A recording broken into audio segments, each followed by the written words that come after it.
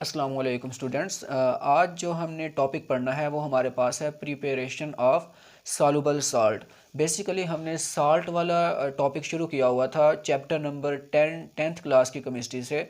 तो अगर हम सॉल्युबिलिटी के लिहाज से साल्ट को टाइप्स में कन्वर्ट करें तो साल्ट की बेसिकली हमारे पास दो टाइप्स बनती हैं। एक हमारे पास सॉल्युबल साल्ट, दूसरी हमारे पास इनसॉल्युबल साल्ट। यानी कि सॉल्युबिलिटी के बेस पे हमारे पास साल्ट की दो टाइप्स हैं। कौन कौन सी हैं? एक हमारे पास है सॉल्युबल साल्ट, दूसरी हमारे पास है इनसॉल्युबल साल्ट।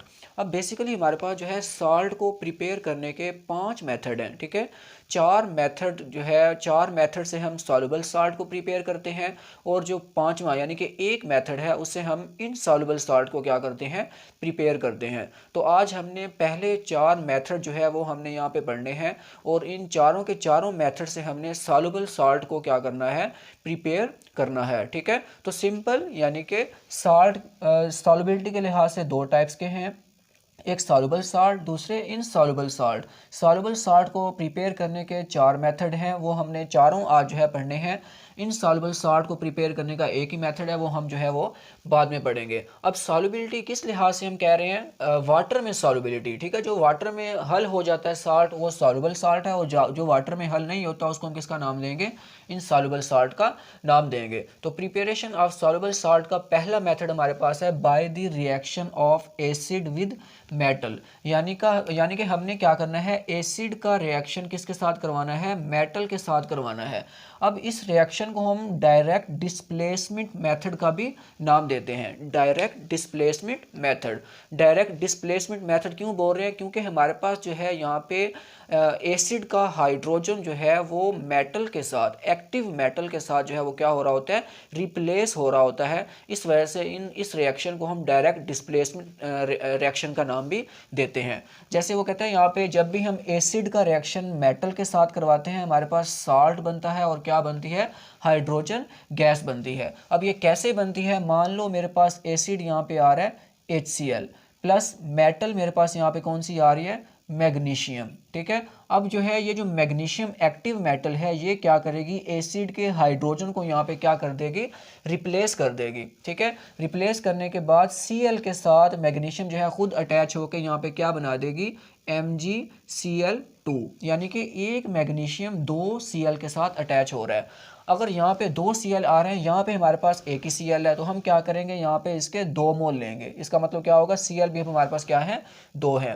तो 2 मोल लिए हैं, दोनों Cl जो है मैग्नीशियम के साथ मिलके MgCl2 यानी कि मैग्नीशियम क्लोराइड बना रही हैं। ठीक है, और जो हाइड्रोजन है वो H2 गैस की फॉर्म में यहाँ से क्या हो जाएगा, रिलीज हो जाएगा। ठीक है, इसी तरह अगर एक मिसाल है हमारे पास, यहाँ पे क्या आ रहा है, कोई और मेटल ले तो यहाँ पे मान लो यहाँ पे हमारे पास कैल्शियम आ रही है।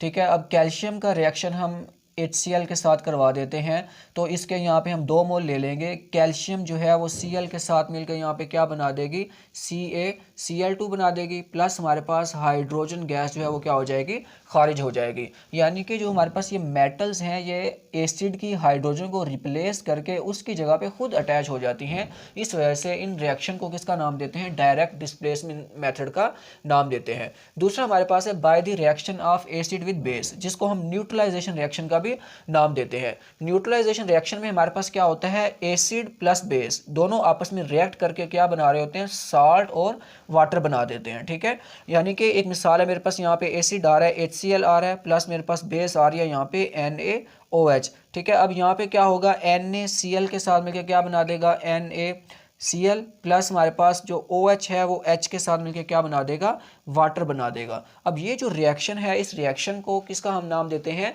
न्यूट्रलाइजेशन रिएक्शन का नाम देते हैं। यानी कि हमारे पास न्यूट्रलाइजेशन रिएक्शन क्या होता है, the reaction in which acid react with base to form salt and water. ठीक है, तो इस रिएक्शन को हम किसका नाम देते हैं, न्यूट्रलाइजेशन रिएक्शन का नाम देते हैं। एक मिसाल है, हम यहाँ पे कोई और एग्जांपल लेते हैं। एक मिसाल है, यहाँ पे आ रहा है H2SO4 प्लस हम यहाँ पे इसका रिएक्शन करवा देते हैं NaOH के साथ।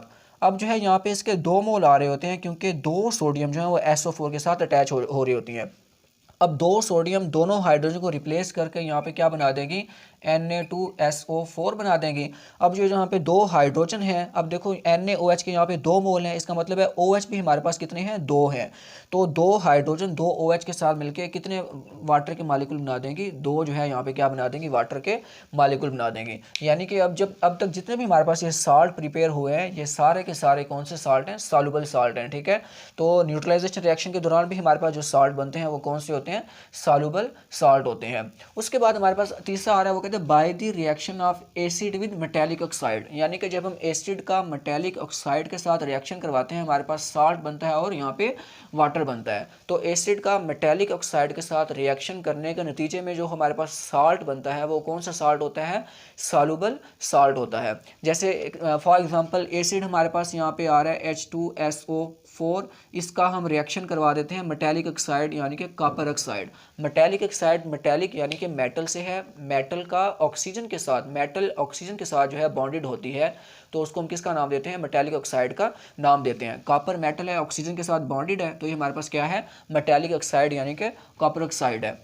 अब देखो यहाँ पे जो हमारे पास कॉपर है वो हाइड्रोजन को रिप्लेस कर देगा, SO4 के साथ कंबाइन होके वो क्या बना देगा, CuSO4 बना देगा। अब जो दो हाइड्रोजन हैं वो इस ऑक्सीजन के साथ मिलकर क्या बना देंगी, वाटर बना देंगी। अब ये जो हमारे पास साल्ट बना है, इस साल्ट को हम किसका नाम देते हैं, सॉल्युबल साल्ट का नाम देते हैं। ठीक है, तो सिंपल मेटालिक ऑक्साइड के साथ रिएक्शन करने के नतीजे में जो भी हमारे पास साल्ट बन रहा होता है वो हमारे पास क्या होता है, वो जो है सॉल्युबल साल्ट होता है। उसके बाद होता है, वो कहता है by the reaction of acid with carbonate.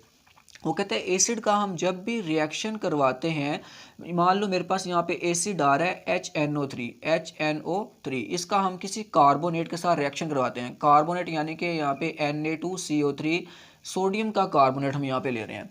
अच्छा, अब देखो हमारे पास यहाँ पे बनेगा क्या, इसमें हमारे पास क्या बनता है, वो कहते हैं जो सोडियम है वो NO3 के साथ मिलकर क्या बना देती है, NaNO3 बना देती है। अब देखो यहाँ पे 2 सोडियम है, ठीक है, अगर मैं इसका यहाँ पे 2 मोल लूँ तो मेरे पास नाइट्रेट जो है NO3 जो है वो भी कितने हो जाएंगे, 2 हो जाएंगे। तो 2 सोडियम 2 नाइट्रेट के साथ मिलके 2 मोल सोडियम नाइट्रेट के बना देंगी। अच्छा, उसके बाद हमारे पास देखो हाइड्रोजन यहाँ पे कितनी है, पीछे 2 मोल है, तो हाइड्रोजन कितनी है, यहाँ पे 2 हाइड्रोजन है। 2 हाइड्रोजन यहाँ से एक ऑक्सीजन के साथ कंबाइन होकर क्या बना देती हैं, वाटर। और प्लस हमारे पास यहाँ पे क्या बनेगा, देखो कार्बन के साथ 3 ऑक्सीजन है, एक ऑक्सीजन वाटर के साथ चली गई है, पीछे हमारे पास क्या बच गया, CO2 गैस जो है यहाँ से क्या होती है, खारिज होती है। यानी कि जब भी हम क्या करते हैं, कार्बोनेट के साथ एसिड का रिएक्शन करवाते हैं, हमारे पास एक तो क्या बनता है, साल्ट बनता है जो कि सॉल्युबल साल्ट होता है, प्लस हमारे पास वाटर और कार्बन डाइऑक्साइड गैस जो है वो क्या होती है, यहाँ पे खारिज होती है। ठीक है, इसी तरह एक मिसाल है, हम और रिएक्शन इसका लेते हैं, जैसे HCl आ रहा है, इसका हम रिएक्शन करवाते हैं कार्बोनेट के साथ Na2CO3 के साथ, तो ये हमारे पास क्या बनेगा। अब देखो यहाँ पे 2 सोडियम हैं, 2 सोडियम 2 Cl के साथ अटैच होंगे, तो मैं पीछे 2 मोल ले लेता हूँ। अब देखो एक सोडियम एक Cl के साथ मिलकर क्या बना देगा, NaCl बना देगा। दूसरा सोडियम वो दूसरे Cl के साथ मिलकर वो भी क्या बना देगा, NaCl, यानी कि NaCl के यहाँ पे कितने मोल बनेंगे, 2 मोल बनेंगे। अब यहाँ पे 2 हाइड्रोजन और यहाँ से एक ऑक्सीजन मिलकर क्या बना देती हैं, वाटर बना देती हैं, प्लस हमारे पास यहाँ पे कार्बन डाइऑक्साइड गैस जो है वो क्या होती है, खारिज होती है। यानी कि यहाँ पे CO3 था, एक ऑक्सीजन, तो इन 2 हाइड्रोजन के साथ मिलकर वाटर बना रही है, पीछे कार्बन के साथ 2 ऑक्सीजन है, तो कार्बन डाइऑक्साइड गैस जो है यहाँ से क्या हो जाती है, खारिज हो जाती है। तो ये जो हमारे पास साल्ट बने हैं ये बेसिकली कौन से साल्ट होते हैं, ये हमारे पास सॉल्युबल साल्ट होते हैं।